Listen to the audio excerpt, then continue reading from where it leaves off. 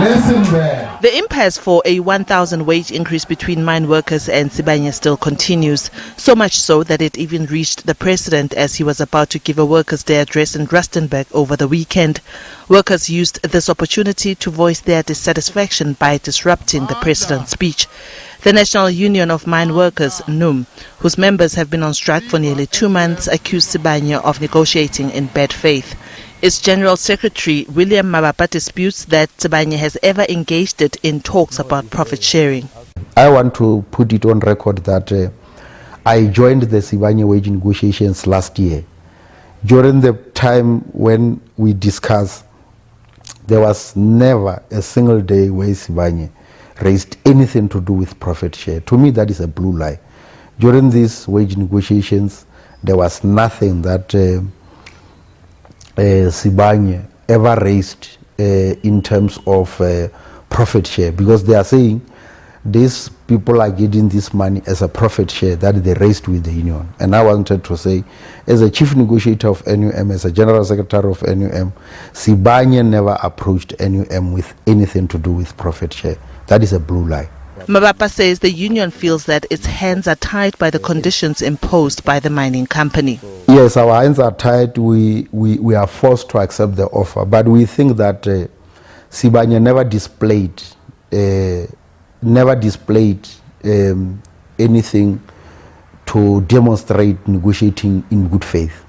The National Union of Mineworkers turns 40 this year. Among those that have sat in its leadership seats include President Cyril Ramaphosa and former President Kgalema Motlanthe.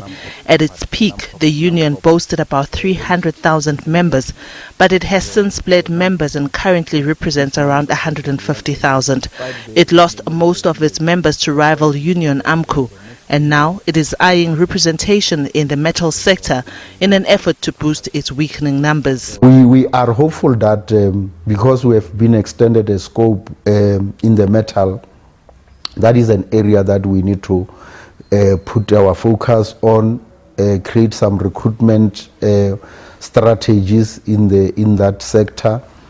Yeah, our target is that if we can get maybe by 2022, if we can get 10,000 members in that sector, that will improve our numbers to, was our target for this year is that we really need to reach more than between 270 and 280. The world of work is evolving and automation is gaining momentum. On top of that, the unemployment rate is on a sharp increase.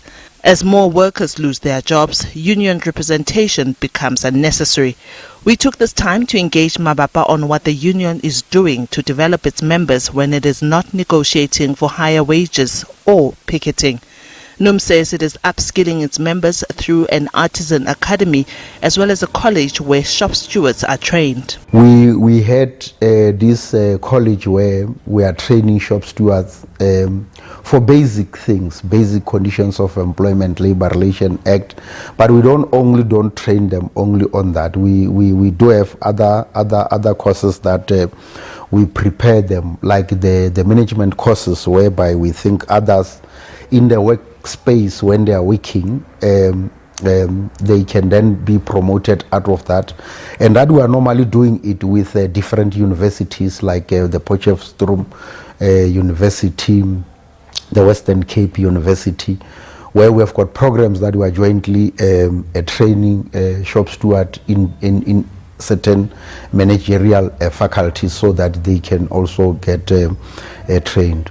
Mabapa says the union has also established a mine workers development agency that assists retrenched mine workers to start their own small businesses. NUM says to keep up with the changes of the world of work, its bursary scheme has so far produced more than 27 doctors. So yeah, those are some of the issues that we are busy with if we are not in the wage negotiations. Diabosito, SABC News, Johannesburg.